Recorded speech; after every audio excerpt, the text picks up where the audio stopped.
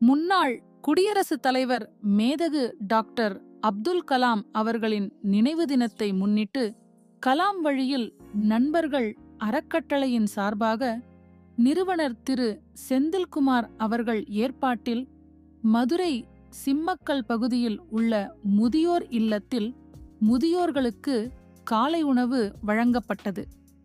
மேலும் முதியோர் இல்லத்தில் மேதகு டாக்டர் அப்துல் கலாம் அவர்களின் திருவுருவப் படத்திற்கு மாலை அணிவித்து மலர் தூவி மரியாதை செய்யப்பட்டது.